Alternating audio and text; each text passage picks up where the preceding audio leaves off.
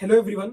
आज हम mister Aslam sir के द्वारा जानेंगे कि दिल्ली आने से पहले आपको क्या सावधानी बरतनी है, दिल्ली में स्कैम कैसे होता है, सब टॉपिक पे हम बात करेंगे और आपको बताएंगे कि दिल्ली इतने बड़े शहर में लोग कैसे खो जाते हैं। तो आइए हम असलम सर के माध्यम से जाने। तो सर दिल्ली के बारे में आप थोड़ा सा हमें बताएंगे जिससे लोग सावधान रहे। तो सबसे पहले मैं आपको बताना चाहूंगा, अगर आप दिल्ली फर्स्ट टाइम आ रहे हैं तो सबसे पहले आप पहली बात किसी के रेफरेंस पे आए। सबसे पहली चीज, अगर आप किसी के रेफरेंस में आ रहे हैं तो आपको एक पहले से स्टार्टिंग से सपोर्ट मिलता है। बिल्कुल सर। अगर आपके जानने पहचाने में दिल्ली में कोई नहीं रह रहा है तो आप अगर दिल्ली आ रहे हैं तो सबसे पहले आप आएंगे तो अपना सब चीज पहले ही डिसाइड कीजिए। एक जैसे ट्रिप पे जाते हैं हम प्लान करके, उस तरीके से आप दिल्ली आए। अगर प्लान करके आएंगे, हर एक चीज प्लान रहेगा आपका तो बहुत बेटर रहेगा। आप हर एक चीज ये सोच के आते हैं कि हाँ मेरे को इस दिन मेरे को यहाँ से निकलना है, इस दिन मॉर्निंग में दिल्ली पहुंच जाऊंगा। और मॉर्निंग में दिल्ली पहुंचने के बाद ये आपका एग्जाम है या इंटरव्यू है, जो भी है आपका, जिस चीज के लिए भी आप दिल्ली आ रहे हैं तो वो काम कंप्लीट करेंगे आप। अगर वो जैसे आप ट्रेन पहले आ गई आपकी, वो आप पहले से डिसाइड रहेगा कि आपकी ट्रेन मॉर्निंग में, आपका इंटरव्यू इवनिंग में है या आपका एग्जाम इवनिंग में कब है, किस तरीके से है, किस टाइम पे, वो आपको पता रहेगा। उसी हिसाब से आप प्लान करके दिल्ली आएंगे तो ज्यादा बेटर रहेगा। अगर प्लान करके आएंगे तो ज्यादा बेटर रहेगा। अगर आप प्लान करके नहीं आ रहे हैं तो उससे बेटर आप किसी को कांटेक्ट कर लें पहले से ही। आपके जानने पहचाने वाला है कोई यहाँ पे, उससे कांटेक्ट करके आए, हाँ मैं इस टाइम आ जाऊंगा। अगर वो आपको लेने आ रहा है तो बहुत वेल एंड गुड है, नहीं तो आप प्लान करके आए तो ज्यादा अच्छा रहेगा। जैसे सर दिल्ली में लोग आते हैं तो चोरों के शिकार हो जाते हैं, थोड़ा सा आप उनको बातें बताना चाहेंगे कि चोर से कैसे सावधान रहना दिल्ली में, क्योंकि दिल्ली में चोरी बहुत होती है सर। थोड़ा सा आप हमारे ऑडियंस को बताएं। तो हाँ, ये बात सत्य है। अगर आप दिल्ली में पहली बार आ रहे हैं, अगर आपने हल्की सी भी जैसी सावधानी हटी और दुर्घटना हटी, वो तो बहुत जरूरी हो जाता है लोगों के साथ अगर फर्स्ट टाइम आ रहे हैं।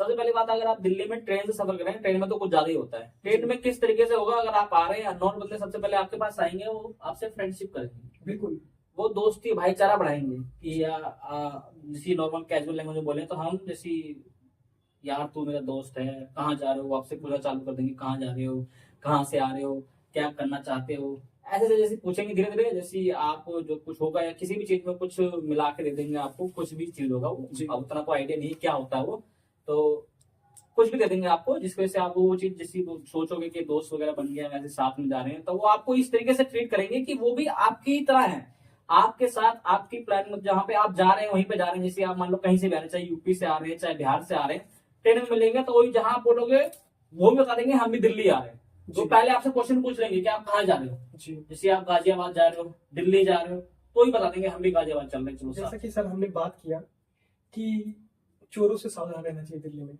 वैसे हमारा दूसरा क्वेश्चन है आपसे कि सर दिल्ली में लोग गुस्से में भाग जाते हैं, फैमिली से लड़ाई करके या अपने लाइफ में कुछ करने के लिए, और बिना किसी रिलेटिव से मिले ना बिना किसी दोस्त के कांटेक्ट से वो दिल्ली आ जाते हैं और गलत लोगों के शिकार हो जाते हैं। तो इनको आप क्या सलाह देना चाहोगे सर?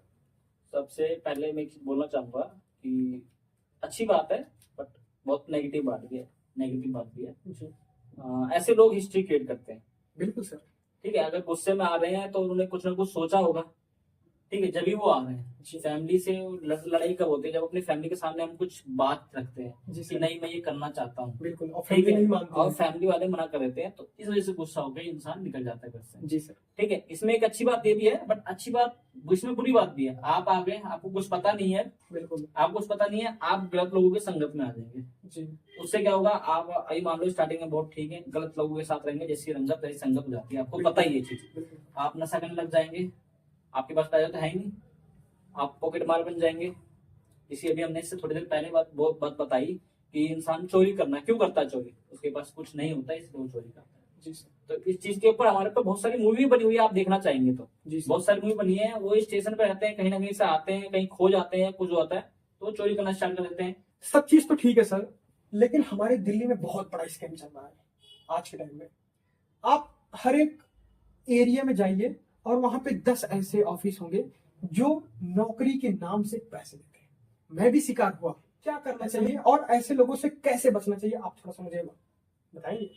मैं इस चीज के बारे में बताऊंगा। सबसे पहले ऐसी जो करते हैं वो एक कंसल्टेंसी कंपनी होती है ज्यादातर। मैं सब कंसल्टेंसी की बात नहीं कर रहा यहाँ पे। कुछ कंसल्टेंसी कंपनी ऐसी होती है जो कि आपसे चार्ज लेते हैं। कुछ कंसल्टेंसी होती है जो नॉमिनल चार्ज लेती है, लाइक 600 हो गया, 500 हो गया, 1000 हो गया। और कुछ कंसल्टेंसी ऐसी कंपनी होती है जो कि आपकी सैलरी से 50% चार्ज देती है आपकी जी। सैलरी, जो भी सैलरी आपकी 20,000 है तो उसमें मतलब आपको 10,000 देना पड़ेगा। बट मैं बताना चाहूंगा, आप अगर किसी भी कंसल्टेंसी के द्वारा लग रहे हैं जी या किसी भी जॉब पे जा रहे हैं, तो सबसे पहले आप कंसल्टेंसी कंपनी को वेरीफाई कर लीजिए, चेक कर लीजिए कि वो सही है या नहीं है। जी और ज्यादातर कोशिश करना है आपको कि आप बिना कंसल्टेंसी के द्वारा जॉब लें, लाइक अपने दोस्तों के थ्रू।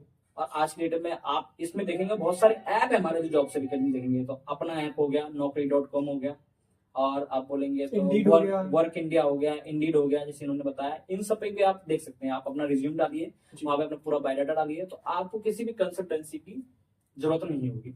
वहां पे ऑलरेडी कंपनी अपने आप रजिस्टर करती है, जी कंपनी अपने आप रजिस्टर करती है एम्प्लॉयमेंट को हायर करने के लिए, किसी को जिसको नौकरी की जरूरत है उसको हायर करने के लिए। और वहां पे कंपनी भी आती है जिनको किसी ऐसे बंदे की जरूरत होती है जिनको काम की तलाश होती है। जी सर।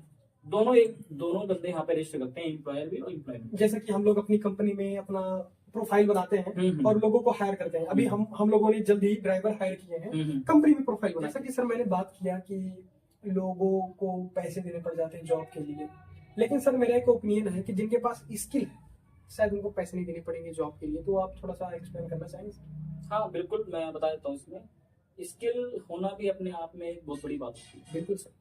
क्योंकि ऐसी दुनिया में हर कोई नहीं है सबके पास स्किल हो किसी न किसी चीज की। बट अगर आप स्किल ले रहे हैं एजुकेशन के साथ में, आज के डेट में गवर्नमेंट बहुत अच्छा काम कर रही है चीज में, कि अगर आप एजुकेशन के साथ साथ अपना उसके साथ में कोई स्किल लेते हैं तो आगे चलकर उसको बहुत बेनिफिट होगा आपको। जी सर। कि अगर आपके इसके अंदर स्किल है, लाइक आज के बेसिक स्किल की बात करें तो नॉर्मल सी दिल्ली के अंदर कंप्यूटर ऑपरेटर की जॉब बहुत ज्यादा होती है। जी सर। कंप्यूटर ऑपरेटर की जॉब देखेंगे, आपके कंप्यूटर चलाना आता है तो आपको नॉर्मल एक कॉल सेंटर में जो कंप्यूटर द्वारा जो कॉलिंग होती है, जिसमें ऑटोमेटिक कॉल चल रही है, उसमें भी इजीली जॉब मिल जाती है। जी सर। आप इस तरह देखेंगे, स्किल होना बहुत महत्व की बात है आज के डेट में। अगर आपके पास कोई किसी भी तरह की स्किल है, चाहे वो किसी भी फील्ड की ले लीजिए, चाहे आप इंजीनियर बनना, इंजीनियर तो बहुत बड़ी बात होगी, आप लाइक वेबसाइट डिजाइन करते हैं, या आप ड्राइवर हैं, ड्राइवर भी एक स्किल होती है। बहुत बड़ी स्किल है ड्राइविंग करना। हाँ, ड्राइवर भी एक स्किल होती है। आपके अपने अंदर आपकी कैसी स्किल है वो आप खुद देख लीजिए, आप किस स्किल में आपको कितना अच्छा लगता है। आज के डेट में देखेंगे छोटे क्या 10 नहीं, आप मैं कहूंगा 15 से 20 साल के बच्चे ऐसी चीजें बना देते हैं जो 35 से 40 साल का बंदा सोच भी नहीं सकता। बिल्कुल सर। जैसा कि मैं ऐड ऑन करना चाहूंगा कि अगर आपके पास स्किल नहीं है तो कम्युनिकेशन पे ध्यान दीजिए। अगर भारत देश में अगर आप रिच बनना चाहते हैं, first of all sir skill के साथ साथ कम्युनिकेशन बहुत जरूरी है सर। अगर आप दिल्ली में आते हैं, अगर आपके पास स्किल है तो आप वहां नहीं पहुंच पाओगे जहां आपकी स्किल आपको ले जाना चाहती है। सबसे पहले आपको हिंदी में बहुत अच्छी पकड़ तो होगी ही होगी अगर आप भारत में हैं। इंग्लिश में अगर आपकी हिंदी जैसी पकड़ हो गई तो आपका विकास होना तय है।